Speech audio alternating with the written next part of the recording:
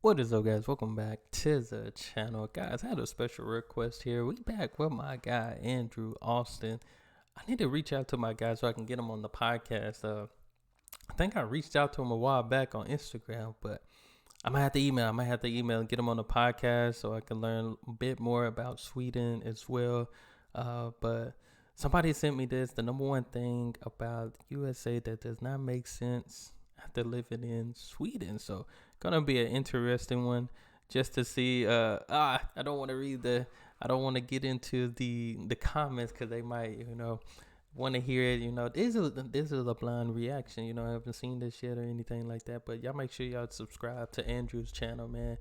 Always have some great things about Sweden. So yeah, he was the first guy I started learning about Sweden. He was the first guy. Then Miss Kimberly's source was next. So hey, I appreciate it. Let's check out this number one thing.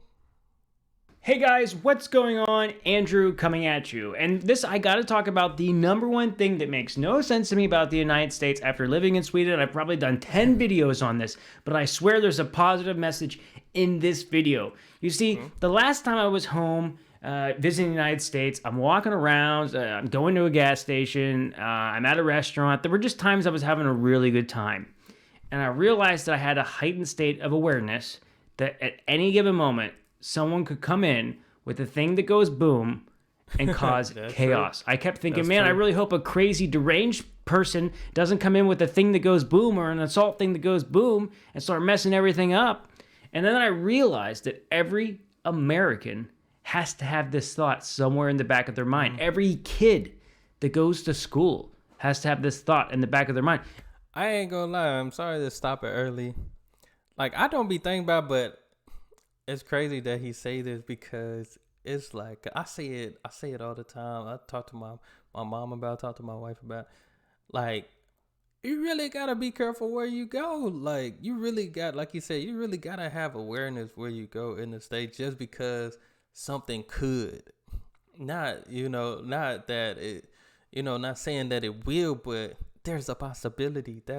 I feel like that's the thing that sucks about it, because it's like place that we used to go for safe places, it's not safe no more. Places that were supposed to be safe aren't safe anymore, and that it's the craziest thing that this what he talks about, because man, like I don't walk in the store and like, oh, somebody just off the, but in the back of my mind I'd be like, let me get in and out just because I don't, it's crazy. And when I was in America, it was just my baseline anxiety. It was just a part of it. And I realized that living in Sweden, I didn't have this fear. Yes, okay, we have a problem with gun violence in Sweden right now, and it's getting worse, and we need to address it, and we need to stop it.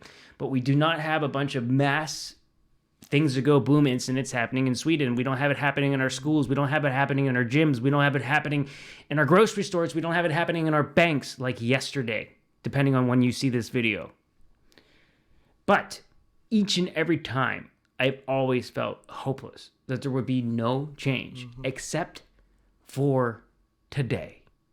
Because I don't know how many of you know, and that's why I want to draw light on this story, but a few days after a crazy person went into a Christian elementary school in Tennessee with a thing that went boom, and people got hurt and people got unalived, we saw 10,000 students and their parents go to the Tennessee House of Government and protest. 10:13 a.m. today, 10:13 a.m. exactly. Kids in Nashville, Tennessee, all walked out of their classes. Oh, snap. 10:13 a.m. is when the... Dang, I didn't even see it. Like, I've seen that it went on around, but I ain't gonna lie, I think what I was seeing in the news mostly was about the shooter's gender type stuff. That was it. That's all I kept seeing. But I didn't even see this. They were just, I'm telling you, the media, they show what they want to. I'm telling you, the government, they show what they want to, because I didn't even see this. That's crazy. Wow. Yeah, there was like just talking about the shooter, the gender, misgendering and stuff. I don't know. That's all I kept seeing. So I'm like, what in the world? Like, I never seen this. That's crazy. The first Help Me 911 calls started coming into the police department in Nashville 1 week ago today. Monday last week, when that horrific school shooting started unfolding at the Covenant School, an elementary school in that city. Police today said that in the roughly 14 minutes that it took for that school shooting to elapse, the shooter fired 126 rifle rounds and 26 rounds from a handgun. 152 rounds altogether in 14 minutes. That is crazy. And we saw 3 politicians that were Democrats that also were a part of the protests, used megaphones and demanded that the government, the Republican GOP, act and do something to protect children. Now, I believe this is the largest student protest since the 1960s, but yet no news organization, not CNN, not nobody, talked about this. Students and had to share stuff on TikTok in order to communicate what was happening. It wasn't until just a couple days ago that this finally made national news. I'm not even sure if this made news in Sweden. But I'm telling you, I didn't even see it on social media. I didn't even see this protest. That is crazy. And it seemed like when it happened, after a week, you just didn't see that much of it unless you just went and searched for it. They really didn't talk about it. The kicker was this. The GOP, rather than, the first time young people got interested in politics, they went, they got involved, they demanded action, they saw their representatives fight for them.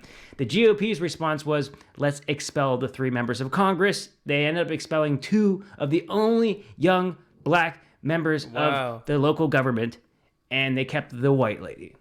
That's crazy. Showing basically racism on display for everybody. And I cannot tell you the level of rage that I felt. I called one of my family members. I was so upset he had to calm me down because as a millennial, I was so upset to see this on display. This gross abuse of power and this assault on our democracy. Rather than putting a ban on assault things to go boom, they're putting an assault on democracy, which is something that Justin Jones said, one of the representatives who they just made pretty much a national hero. Now he's going to be well respected amongst many young voters, and I think he has a big future. But when they did this, it basically backfired on them because I can tell you as a millennial, I will never vote GOP, but I can tell you that many Gen Zs aren't gonna vote GOP at all, and they just crushed any chance of them having success. They see that their power is dwindling. They're doing everything they can. Mark my words, they're going to do whatever they can to try to stop young people from voting. But this movement... Which will be crazy. That would be the craziest thing, especially just how far we got. You got to think, if you just think back to American history, women couldn't vote, people of color couldn't vote. We came this far, and now, power. People... I'll tell you, people that are in power, they do. It's a dangerous thing. It's a very, very dangerous thing. It is. It's just crazy how people abuse power. Started, and I realized for the first time that GOP has lost. That there are going to be changes with things that are assault weapons to go boom. And if enough young people get together and say, you know what, we're going to run for political office. We're not going to take any money from any corporations, and we are going to call out every representative that is taking blood money from the NRA, that is taking money from the pharmaceutical industry and looking the other way as people are dying so that they can fund their campaigns. See, a lot of these politicians, in my opinion, need to take this money so they can just make themselves relevant enough on Facebook ads and other places so people just know who they are so they can get elected. But what they don't understand is the power of enough young people getting together and changing that and using the power of social media to their advantage. And people don't realize, because I've seen that. I've seen the power of people just getting together and make something happen. Because I don't know if y'all know this. There was a worker that worked at Burger King for 20 plus years, 20 or 30 plus years. And all Burger King gave them, it was either Burger King or Walmart. I'm going to just say Burger King. I think it was Burger King, if I'm remembering right. All Burger King gave them was a gift card, a little lanyard, a cap, and all that for 20 plus years. People was 20 years serving y'all. That's messed up. And I think they end up raising the old woman or man over $200,000. They this person served you for all those years, and all they get is a hat and a lanyard. what has the world come to? Like, at least give them a good bonus or something. Like, even like a 5K bonus would have been nice. But y'all giving hats and stuff. You see how much you can serve this country and the little they give you. And Burger King is a major corporation. Like, it's everywhere. But just like you said, the power of the people just getting together and say, hey, let's do this. Raise $200,000 for somebody. It's crazy. To get their message out. And what ended up happening, which is just so cool, is that the two members that have been expelled, by the time you watch this video, there's probably a good chance both have been reinstated as the temporary representatives. But Justin Jones was temporarily reinstated because they have to have an interim representative. And unanimously, everybody voted for him. 36-0. Dang. Not one person. That's a strong message to send back to the Tennessee GOP. And so he went back just a couple days later and gave a speech, and it is just priceless to see the Speaker of the House, who wanted him gone's reaction to his speech and the level of anger that he feels. Jones. Thank you. Mr. Speaker, I want to I've seen this guy to the People's House. I've seen this guy before on Twitter. I want to welcome democracy back to the People's House. That on last Thursday, members of this body tried to crucify democracy, but today we stand as a witness of a resurrection of a movement of a multiracial democracy, that no unjust decision will stand. And that this represents the point that there comes a time where time itself is ready for a change, and that time has come back here in Nashville, Tennessee. That truth crushed to the ground will rise again, that what you intend for evil can be used for good. Thanks. To restore the heart of democracy in our state. And so I come here to stand with my constituents, with the people of Tennessee, to say that no unjust attack on democracy will happen unchallenged. That the abuse of this body will not happen in the comfort of silence. And so I come here, most importantly, though, not as an individual, but I come here to say that the people of District 52, 78,000 people, have a voice in this chamber once again.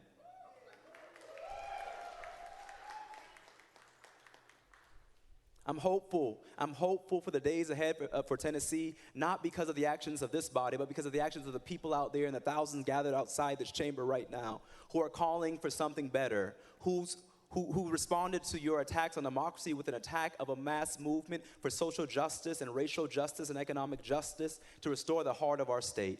And so I want to thank you all, not for what you did, but for awakening the people of this state, particularly the young people. Thank you for reminding us that the struggle for justice is fought and won in every generation. And so the people of Tennessee, I stand with you. We will continue to be your voice here, and no expulsion, no attempt to silence us will stop us, but it will only galvanize and strengthen our movement. And we continue to show up in the people's house. Power to the people. Yeah, I remember seeing this guy. I seen that guy. And so I realized something. I think they just showed, when I seen on Twitter, they showed I don't think they showed that long of a clip though. The other day, and this is why I feel so much joy, is for the first time ever, millennials and young people have realized, holy crap, we've been doing this game all wrong. See, we're so focused on the presidential elections, Congress, House representatives, senators, elections, that we forgot how important local politics is. That's really where it starts. That's really where the power is. And so we are going to start running. We are going to start pushing, and we're going to start coming for your local school boards, and we're going to start coming for your local government. And this easy life that you had of you were corrupt and you took the blood money from the NRA and no young people cared. They were too busy about their video games. Well, because you're doing nothing about things that go boom, but you care about if they're LGBTQ, you care about what books they read. We can see through the hypocrisy. We can see through the bull crap. We can see that you don't care about us. You don't care about any of us. But we're coming for your seats. And there is going to be a change. And it's the first time in my life that I really feel hope. And I don't think this momentum is going to stop. America is going to change, whether you like it or not. And if you don't want to be on the right side of history, then your kids and your grandkids and your great-grandkids will have to live in shame that you did nothing while people continuously got killed with things that go boom, that you were a coward, that you took money over protecting the people. We will never forget this. Change is coming. That's all I got. Hey. Yeah, I think that's the main thing. I don't think we realize. gun control. I always say, I always thought the government, especially when it comes to money, it's like both sides. Both sides really are about money. If we're being honest, because we know when one party get in, one party get, whichever party get, it's always gonna be some changes. So the world's gonna continue to change. That's just how it is. The world's gonna continue to change. So what might be law now might not be law later. I feel like that's just how it's been. That's how it's been going. But he did have a point. Everybody be focused on these presidential elections and stuff, and most time it's a state to state thing. President gonna do stuff, but at the end of the day, it's still up to the states. It's up to the state that you're in when it comes to certain laws. Do we need better gun control laws? Of course, I think we do. Because there's people that's out there, that are doing it right, getting licensed and stuff, getting their guns and all that stuff.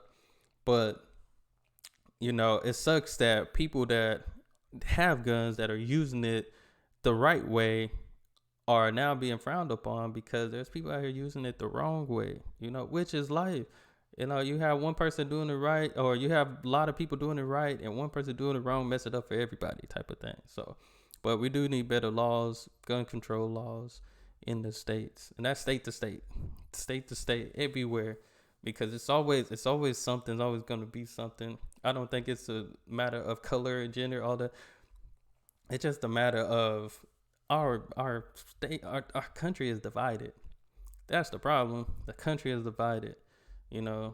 Together we stand, divided we fall. I'm gonna always say that. Every time we divide it, the country gonna keep collapsing, and that's just the truth. And I don't even think, no offense to what Austin said, but people rising up, we just created more division instead of finding a common ground. That's what I feel like we're doing here in the States. We're not finding a common ground to actually have conversation and talk. Like you said, people abusing their power, and together we stand, divided we fall. Our country gonna keep collapsing until we, come to a common ground. That's just what it is. Do I hope that we get better? Of course, I hope that every state, every country get better. But as long as we stay divided, it's never gonna get better. It's gonna always be something. Always gonna always be something. So as long as we stay divided, we're gonna keep collapsing. That's just my honest opinion. Like, nothing ever comes out of being divided. So, but that's all I have. Appreciate whoever sent me that recommendation. Y'all make sure y'all hit that subscribe button. Make sure y'all subscribe to my guy Andrew Austin's channel, and y'all be blessed, be the best, and be you. I'm out.